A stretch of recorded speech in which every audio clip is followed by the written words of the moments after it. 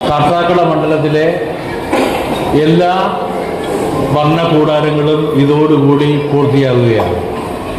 15 വർണ്ണക്കൂടാരമാണ്, LP സ്കൂളുകളാണ് നമ്മുടെ മണ്ഡലത്തിലുള്ളത്. ഇത് 15ാമത്തെ വർണ്ണക്കൂടാരമാണ്. യഥാർത്ഥത്തിൽ ഇത് കുറച്ച് നേരത്തെ ഉദ്ഘാടനം ചെയ്യപ്പെടാൻ കഴിയുമായിരുന്നു. കരാറുകാരൻ്റെ ഭാഗത്തു നിന്നുണ്ടായ വീഴ്ചയാണ്. കരാറുകാരൻ സമയബന്ധിതമായി പണി പൂർത്തിയാക്കിയിരുന്നുവെങ്കിൽ ഇത് നേരത്തെ പൂർത്തിയാക്കാൻ പറ്റുമായിരുന്നു.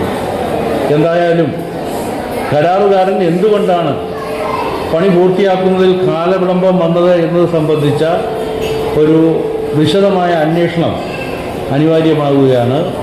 ഒരു കാര്യം ഞാൻ സൂചിപ്പിക്കാൻ ആഗ്രഹിക്കുന്നത്, ഈ കാലവിളംബത്തിന് ഉത്തരവാദികൾ ആരായാലും അവരെ സംബന്ധിച്ച് ഇവിടുത്തെ PTA പൊതുയോഗത്തിൽ വിശദീകരിക്കപ്പെടേണ്ടതുണ്ട് എന്ന് മാത്രമാണ് എനിക്ക് സൂചിപ്പിക്കാറുള്ളത്. വർണ്ണക്കൂടാരം പദ്ധതി നമ്മുടെ കുട്ടികളുടെ ഉള്ളിൽ ഉറങ്ങിക്കിടക്കുന്ന സർഗവാസനകളെ കണ്ടെത്തി പ്രോത്സാഹിപ്പിക്കുന്നതിനുള്ള ഒരിടമാണ്. ഞാൻ ഓർക്കുന്ന ഒരു കാര്യം, ഞങ്ങളെല്ലാം ആ കളിയരങ്ങിൽ പോയി ഒരു കൊച്ച് മോൾ മൈക്കിൻ്റെ മുന്നിൽ വന്ന് പാടി, വേറൊരു മോൻ വന്നിട്ട് കഥ പറഞ്ഞു. ഞങ്ങളെല്ലാം ഈ സാധനത്തിൽ തൊടുന്നത് 18 വയസ്സായപ്പോഴാണ്. സ്കൂളിൽ പഠിക്കുമ്പോൾ മൈക്ക് എന്ന് പറയുന്നത് ഒരു അത്ഭുത വസ്തുവായിരുന്നു.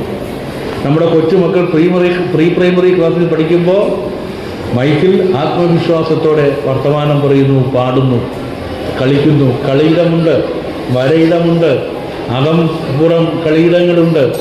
ഇതെല്ലാം ഒരു ഭാഗ്യമാണ്. നമ്മുടെ പ്രിയങ്കരിയായ പഞ്ചായത്ത് വൈസ് പ്രസിഡന്റ് സുനിത ചേച്ചി പറഞ്ഞത് ഒരിക്കൽ കൂടി പഠിക്കാൻ തോന്നുന്നു എന്നാണ്. എല്ലാവർക്കും വീണ്ടും ഒരിക്കൽ കൂടി പള്ളിക്കൂടത്തിലേക്ക് തിരികെ വരാൻ തോന്നുന്ന തരത്തിൽ സുന്ദരമാണ്, ചന്തമുള്ളതാണ് ഈ വർണ്ണക്കൂടാരം. വളരെ സന്തോഷത്തോടു കൂടി ഈ വർണ്ണക്കൂടാരം നിങ്ങൾക്കായി സമർപ്പിച്ചതായി അറിയിച്ച് എൻ്റെ വാക്കുകൾ നിർത്തുന്നു. നന്ദി, അഭിവാദ്യം.